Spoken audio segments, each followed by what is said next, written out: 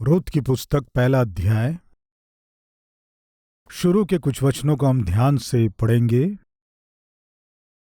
रूत की पुस्तक पहला अध्याय शुरू से कुछ वचनों को सब मिलकर पढ़ेंगे। जिन दिनों में न्यायी लोग न्याय करते थे उन दिनों में देश में अकाल पड़ा। तब यहूदा का बैतलहम का एक पुरुष अपने स्त्री और दोनों पुत्रों को संग लेकर मोआब के देश में परदेसी होकर रहने के लिए चला। उस पुरुष का नाम एलीमेलेक और उसकी पत्नी का नाम नवोमी और उसके दोनों बेटों का नाम महलोन और किलियोन थे। ये एप्राती थे, अर्थात यहूदा के बैतलहम के रहने वाले थे। वे मोआब के देश में आकर वहां रहे। और नवोमी का पति एलीमेलेक मर गया और नवोमी और उसके दोनों पुत्र रह गए। और उन्होंने एक एक मोआबिन स्त्री से विवाह कर लिया। एक का नाम ओरपा और दूसरी का नाम रूत था। फिर वे वहां कोई 10 वर्ष रहे। जब महलोन और किलियोन दोनों मर गए तब नवोमी अपने दोनों पुत्रों और पति से रहित हो गई। एक ही घर में 3 मृत्यु, फल रहित 3 जीवन। इनके मृत्यु के पीछे कारण क्या था? क्यों एक ही घर से 3 लोगों को मरना पड़ा? फल रहित ये जीवन कैसे फलवंत हुए? कुछ बहुमूल्य विषयों को मैं आज आपसे बांटने जा रहा हूं, ध्यान से सुने। यहूदा के बैतलहम में भयानक अकाल पड़ा। इस तरह जब अकाल पड़ा तो बैतलहम का रहने वाला एलीमेलेक नाम का एक व्यक्ति अपनी पत्नी और दोनों पुत्रों को लेकर मोआब नाम के देश में आकर रहने लगा।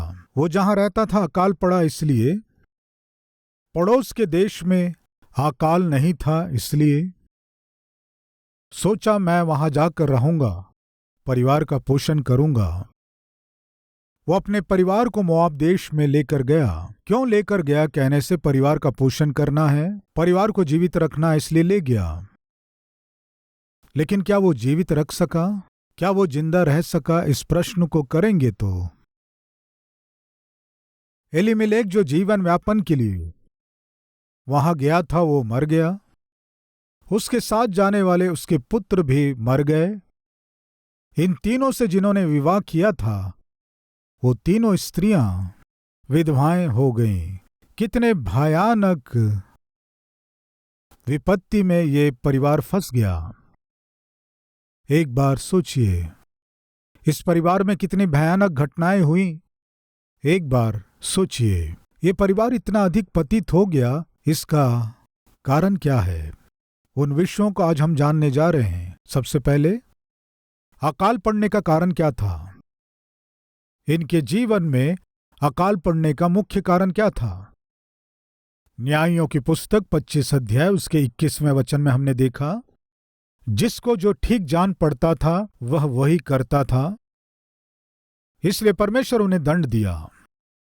बाइबल में 13 प्रकार के अकालों को हम देखते हैं। ये अकाल मुख्य रूप से लोग जब अपनी मन मर्जी से जीने लगे तब उन्हें दंड देने के लिए परमेश्वर अकाल को अनुमति दिए।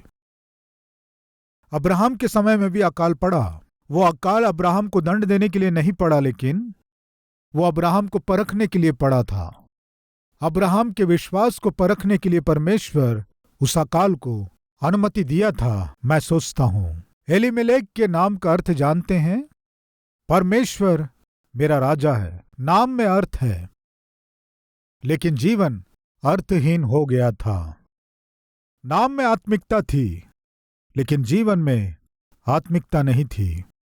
नाम में जीवन था, लेकिन जीवन में परमेश्वर नहीं था। आज बहुत से लोग अच्छे नामों को रखते हैं, लेकिन नाम के अनुसार जीवन नहीं जी पाते हैं। परमेश्वर ही मेरा राजा है कह रहा है, लेकिन परमेश्वर को अपना राजा नहीं बना सका। परमेश्वर को अपना राजा बनाकर अपनी समस्या उस राजा को बता नहीं पाया। यदि परमेश्वर ही उसका राजा होता तो जीवन में कष्ट आने से वो क्या करता? उस राजा के शरण में जाता, उस राजा से अपने कष्टों को बताता, सहायता मांगता, लेकिन एलीमेलेक ऐसा सहायता नहीं मांग पाया। कारण क्या है कि नाम में परमेश्वर था लेकिन उसके जीवन में नहीं था। प्रिय भाई और बहनों, कृपया ध्यान दीजिए, हमारे जीवन में नाम बड़े और दर्शन छोटे इस तरह बिल्कुल नहीं होना है। प्रिय, बाइबल में एक और व्यक्ति है, उसका नाम योना है। आप में से किसी को योना याद है क्या? उसका नाम योना है। ठीक है, योना नाम का अर्थ क्या है जानते हैं? कबूतर, इसका अर्थ है। प्रियो, कबूतर किसका सूचक है जानते हैं? शांति और मेल का सूचक है। योना के चरित्र को हम सब जानते हैं। प्रिय, निनवे के लोग पाप में डूबे हुए थे, तब मैं उन्हें दंड देने जा रहा हूं।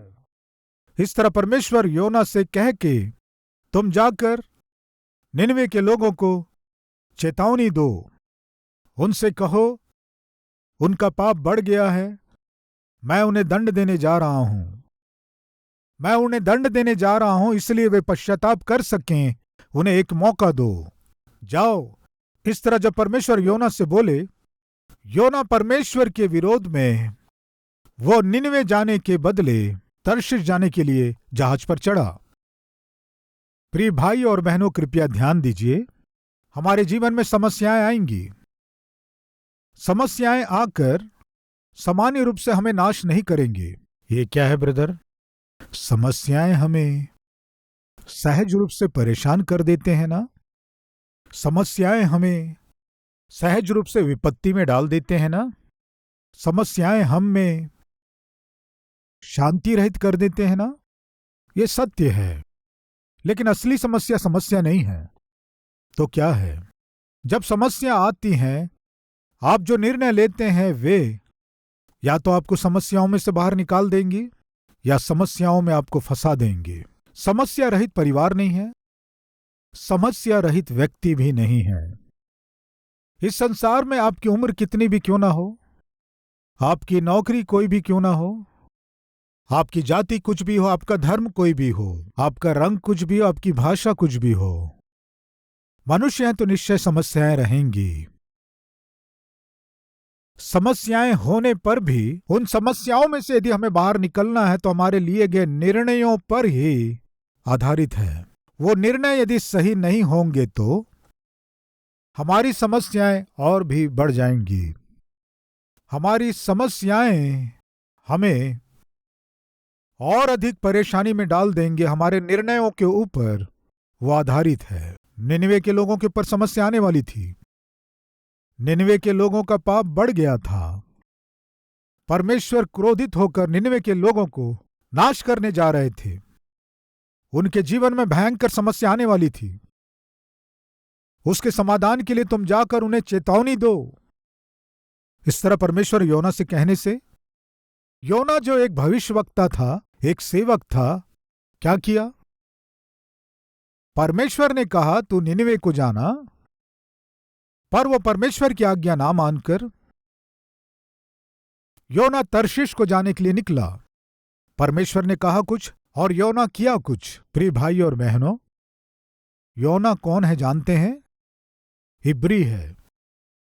इब्री के नाम का अर्थ जानते हैं? आशीषों का कर्ता। इब्री यानी अब्राहम के वंश। प्रिय, अब्राहम से परमेश्वर ने क्या कहा जानते हैं? मैं तुम्हें आशीष दूंगा और मैं तुम्हें दूसरों के लिए आशीषदायक बनाऊंगा। You will become blessing, I will bless you and make you blessing and make you reason for blessing. मैं तुम्हें आशीष दूंगा, तुम्हारे द्वारा तुम्हारे चारों ओर के लोगों को मैं आशीषित करूंगा। तुम्हारे द्वारा तुम्हारे चारों ओर के लोगों को आशीष दूंगा। इब्री के रूप में तुमसे ये वाचा बांध रहा हूं। प्रियो, ध्यान दीजिए, योना वो स्वयं आशीषित होकर उसके चारों ओर के लोगों के लिए आशीषदायक बनना था। यह परमेश्वर का उद्देश्य था। मित्रों, योना के नाम का अर्थ क्या है जानते हैं? कबूतर। कबूतर किसका सूचक है? शांति और मेल का सूचक है। अभी ध्यान से सुने। जैसे ही योना परमेश्वर की आज्ञा के विरुद्ध में अपना कदम बढ़ाया। जैसे ही योना परमेश्वर की इच्छा के विरोध में कदम बढ़ाया, क्या हुआ जानते हैं? वो जहाज में यात्रा करते समय उसके चारों ओर के लोगों को अशांति से भर दिया। उस जहाज में रहने वालों को शांति रहित कर दिया, समुद्र को भी शांति रहित कर दिया। योना के नाम में शांति और मेल है, लेकिन जहां योना था वहां शांति नहीं थी, मेल नहीं था। वो जिनके बीच में था उन लोगों के जीवन में शांति रहित, आनंद रहित कर दिया। और थोड़ा आगे देखें तो वो सबके जीवन में गड़बड़ी उत्पन्न कर दिया। आज इन बातों को सुनने वाले भाई और बहन, एक सत्य को जान लीजिए। आप परमेश्वर के संतान कहलाते हुए, मसीही कहलाते हुए, आप गलत कदम बढ़ाएंगे या गलत निर्णय लेंगे या जानबूझकर गलती करेंगे या परमेश्वर के विरुद्ध में जिएंगे तो क्या होगा जानते हैं? आप अकेले इसका दुख नहीं उठाएंगे, आपके आसपास के लोगों को भी आप दुख देंगे। आप अकेले नष्ट नहीं उठाएंगे, आप पर भरोसा करने वालों के जीवन में भी नष्ट को लाएंगे। आपके चारों ओर के लोगों के जीवन में भी कष्ट लेकर आएंगे। एक पति के रूप में परमेश्वर के विरोध में यदि आप जी रहे हैं तो, एक पत्नी के रूप में यदि आप परमेश्वर के विरोध में जी रहे हैं तो, माता पिता के रूप में यदि आप परमेश्वर के वचन के विरोध में जी रहे हैं तो सुनिए, आपके कारण आपके घर के सारे बच्चे भी नष्ट उठाएंगे। आपके कारण आप पर जो निर्भर है वो परिवार नुकसान उठाएगा। आज आपके घर में जो कष्ट है, आज आपके घर में जो आर्थिक तंगी है, आज आपके घर में जो अशांति है, जो लड़ाइयां हैं, आपके घर में जो अकाल है, जो संघर्ष है, और आज जो आपके घर में विपत्ति है और जो विनाश है, कारण जानते हैं? आप ही हैं। योना, क्यों जहाज इस तरह जोरों से हिलडुल रहा है? योना, क्यों समुद्र की लहरें इस तरह उठ रही हैं? योना, क्यों जहाज में यात्रा कर रहे लोग शायद जहाज डूब जाएगा सोचकर जहाज में जो सामान है उन सब को निकालकर समुद्र में फेंक रहे हैं? कारण क्या है? कारण क्या था? जहाज के किसी भी व्यक्ति को नहीं मालूम था। उसी जहाज में सालों से यात्रा कर रहे हैं, लेकिन इतनी बड़ी विपत्ति कभी नहीं आई। उसी जहाज में ये व्यापारी लोग कई सालों से यात्रा किए, लेकिन इतनी बड़ी विपत्ति कभी नहीं आई। उस जहाज को चलाने वाला चालक कई वर्षों से चलाया, लेकिन इतनी बड़ी विपत्ति में वो कभी भी नहीं फंसा। कारण क्या है? क्यों समुद्र की लहरें इस तरह उठ रही हैं? क्यों हमारा जहाज डांवाडोल हो रहा है? क्यों हमें अपना सब कुछ खोना पड़ रहा है? क्यों ऐसी बड़ी विपत्ति आ गई? बेचारे जहाज के किसी व्यक्ति को नहीं मालूम, लेकिन कारण क्या है केवल एक व्यक्ति जानता था। कौन है बताइए? योना जानता था। जानने वाला जैसे कुछ नहीं जानता, इस तरह क्या कर रहा था जानते हैं? जहाज के निचले स्थान में जाकर आराम से सो रहा था। प्रिय, बहुत से पतियों को देखते हैं, बच्चों का स्कूल का फीस जमा नहीं किए, बच्चे पढ़ाई नहीं कर पा रहे हैं, वो ठीक से पढ़ नहीं पा रहे हैं। मकान मालिक आकर हमेशा घर का किराया नहीं दिए इसलिए गालियां देकर जाता है। किराना शॉप वाला उससे 5 किलो चावल चाहिए कहने से मुंह पर ही जाओ यहां से कहता है। हमेशा चावल लेने आ जाते हो, शक्कर लेने आ जाते हो, तेल लेने आ जाते हो। पुराना बकाया 10,000 चुकाना है, तुम अभी तक चुकाए नहीं हो, क्या मुंह लेकर आते हो, जाओ यहां से। इस तरह कहने से वो गृहिणी बच्चों को भरपेट भोजन ना दे पाकर उस घर में इस घर में जाकर भीख मांगकर चावल लाती है और बच्चों को भोजन खिलाती है। लेकिन पति क्या करता है जानते हैं? फुल पीकर आता है और घर में सोया रहता है। पत्नी भूखी है, बच्चे भी भूखे हैं, घर में खाने को भोजन नहीं है। घर में समस्या है तो, बच्चे भूख से तड़प रहे हैं तो, बीमारी के कारण पत्नी परेशान है तो, कर्ज के कारण वो परिवार दिन प्रतिदिन दुख उठा रहा है तो पति बिल्कुल ध्यान नहीं देता है। पति बिना चिंता के पीकर खाकर सांड जैसा सोता है क्या कोई हमारे बीच? हैं क्या कोई ऐसे मूर्ख लोग? कृपया ध्यान दीजिए, आप परमेश्वर के विरोध में जिए इस कारण, पीकर मौज किए इस कारण, आप पर जो भरोसा किए वे कितना दुख उठा रहे हैं आप जानते हैं क्या? आप पर जो भरोसा किए आपकी पत्नी, आपके बच्चे भूख से कितने तड़प रहे हैं आपको समझ में आ रहा है क्या? आपका पति मेहनत से काम करके, नौकरी में बहुत से टेंशन में से गुजरकर, अधिकारियों के द्वारा दबाव, काम का दबाव, यात्राओं में दबाव, विभिन्न दबावों के कारण कई बार वेतन समय से नहीं मिल पाता है। कंपनी घाटे में रहने से वेतन वे समय पे नहीं देते हैं, इसलिए वेतन देरी से मिलता है। कई बार बहुत से दबाव के कारण, समय पर नौकरी में नहीं जाने के कारण, रास्ते में बाइक पंचर होने के कारण, और उसके बाद वेतन में कटिंग्स, इन सब के बीच आपका पति दुख उठाते हुए, बहुत से टेंशन के साथ जब वो घर आता है तो आप पति पर ध्यान नहीं देती हो। पति को कम से कम अच्छा भोजन बनाकर नहीं देती हो। पति से कभी भी प्रेम से बात नहीं करती हो। आपका और आपके बच्चों का पोषण करता है, घर में कोई कमी नहीं होने देता है। ऐसे पति के साथ आप कुत्ते जैसा व्यवहार करते हैं। प्रियो, मैं एक पुलिस ऑफिसर को जानता हूं, बहुत परिश्रम से काम करता था। जब देखो उसके चारों ओर पुलिस वाले रहते थे। कई संदर्भों में, मैं 10-15 साल पुरानी बात बता रहा हूं, मैं कभी जब शहर जाता था, फोन करने से सर एक बार आइए, ब्रदर आइए, मेरे साथ चाय पीकर जाइए, इस तरह कहने से कभी जब मैं उस प्रांत में जाता हूं, उनके ऑफिस में जाकर बैठने से बेल बजाते ही बहुत से लोग आ जाते थे। कॉफी चाहिए हो, टी चाहिए हो, स्नैक्स चाहिए हो, मिनटों में ले आते थे। वे आकर टी और स्नैक्स वहां रखने के बाद वो बताते थे, भाई आप देख रहे हैं ना मेरा स्टेटस क्या है, बेल बजाने भर की देरी है, 10 लोग आ जाएंगे।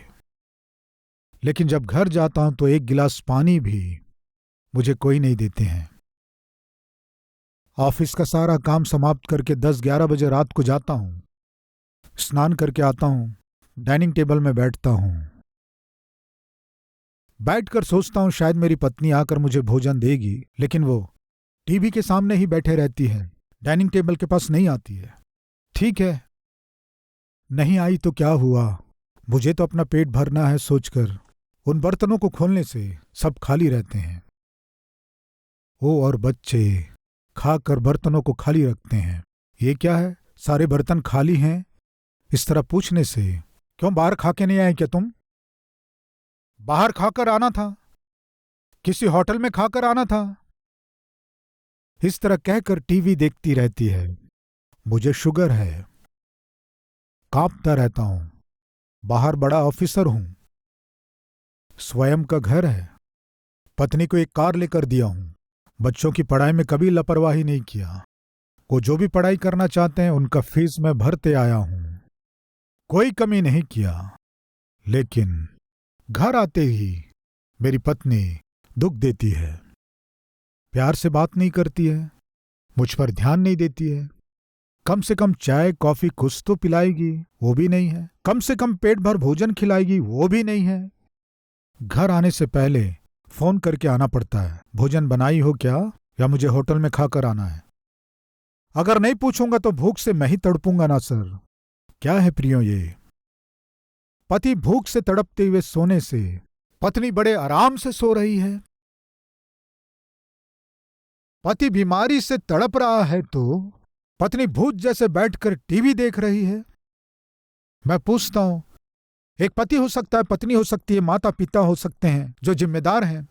अगर अपनी जिम्मेदारियों को भूलकर जीने से उस घर के लोग दुख उठाएंगे। प्रिय भाई, आपके कारण शायद आपके घर के लोग दुख उठा रहे होंगे। प्रिय बहन, शायद आपके कारण आपके परिवार के लोग दुख उठा रहे होंगे। सावधान, आपके नाम में शांति है लेकिन घर में शांति नहीं है। नाम में आनंद है लेकिन घर में आनंद नहीं है। आपके नाम में अर्थ है, लेकिन आपके जीवन में अर्थ नहीं है। आपके नाम में आत्मिकता है, लेकिन आपके जीवन में आत्मिकता नहीं है। आपके नाम में परमेश्वर है, लेकिन आपके जीवन में या घर में परमेश्वर नहीं है। योना, इतनी बड़ी विपत्ति हम पर क्यों पड़ी है? जब जहाज के लोग चिट्ठी डाले तो वह चिट्ठी किसके नाम पर निकली? योना के नाम पर निकली। तब वे पूछे, तुम्हारा नाम क्या है? तुम कहां के हो? तुम्हारा वंश क्या है? मैं हिब्री हूं। क्या कह रहा है देखेंगे, आइए। योना पहला अध्याय 7 वचन से। तब उन्होंने आपस में कहा, आओ हम चिट्ठी डालकर जान लें कि यह विपत्ति हम पर किसके कारण पड़ी है। तब उन्होंने चिट्ठी डाली और चिट्ठी योना के नाम पर निकली। तब उन्होंने उससे कहा, हमें बता कि किसके कारण यह विपत्ति हम पर पड़ी है। तेरा उद्यम क्या है? तू कहां से आया है? तू किस देश और किस जाति का है? उसने उनसे कहा, मैं हिब्री हूं। हिब्री, इसका अर्थ जानते हैं क्या है? आशीष का कर्ता, आशीषदायक व्यक्ति। लेकिन रास्ता भटक कर परमेश्वर के विरोध में जीने पर उसके चारों ओर के लोगों के लिए आशीषदायक होने के बदले यह योना जो एक हिब्री है, शाप का कारण बन गया। नाम में शांति है, आनंद है, लेकिन लोगों को शांति आनंद नहीं दे पाया। कारण जानते हैं, वो परमेश्वर के विरोध में और विपरीत दिशा में चल रहा था। फलस्वरूप उस जहाज में यात्रा करने वाले लोग कहीं जहाज डूब ना जाए सोचकर जहाज के सारे सामान को उन्हें समुद्र में फेंकना पड़ा। यस, अगर आप दुष्ट हैं, पियक्कड़ हैं, घुमक्कड़ हैं, बदमाश हैं, तो आपके घर का सारा सामान खाली कर देंगे। आपके घर के बहुमूल्य वस्तुओं को आप खाली कर देंगे। उस जहाज के सारे सामान खाली हो गए प्रियो। वो सब सामान समुद्र में फेंकना पड़ा। कारण जानते हैं, उस जहाज में एक यात्रा कर रहा है। कौन? जो परमेश्वर के विरोध में जी रहा था। आज आपके घर में कोई है क्या परमेश्वर के विरोध में जीने वाले? पति शायद आप ही हैं, पत्नी शायद आप ही हैं। परमेश्वर के विरोध में जीने वाले व्यक्ति आप ही हैं। शायद आपके ही कारण आज आपका परिवार शायद नरक बन चुका है।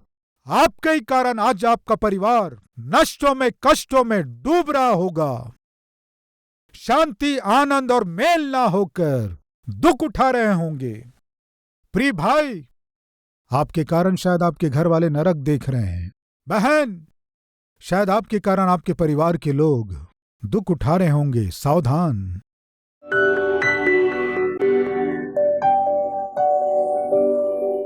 पवित्र परमेश्वर पिता, तेरे पवित्र वचन के द्वारा हमसे बात करने के लिए धन्यवाद। हमारे जीवन में समस्याएं सामान्य बात है, लेकिन जब समस्याएं आती हैं और हम सही निर्णय नहीं लेते हैं तो उन समस्याओं में ही हम फंसे रहते हैं।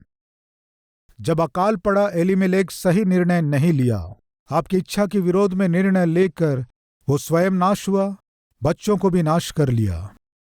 इस तरह हम में कोई भी प्रभु अकाल में, दुख में, कष्टों में, बीमारी और समस्याओं में, आर्थिक समस्याओं में, वे आपके सम्मुख आकर आपके चरणों को पकड़कर आपके समाधान को पाने से अच्छा है। लेकिन ऐसे ना होकर अगर आपसे दूर हो गए हैं तो नाश को मोल लेंगे। जो पश्चाताप कर रहे हैं, प्रार्थना कर रहे हैं, उन्हें दर्शन दीजिए, रक्षा कीजिए। यीशु के नाम से मांगते हैं पिता, आमीन। इस डेली डिवोशन के द्वारा आप आशीष पाएं तो अपने मित्रों को शेयर कीजिए, लाइक कीजिए, कमेंट कीजिए। प्रभु आपको आशीष दे। शलोम।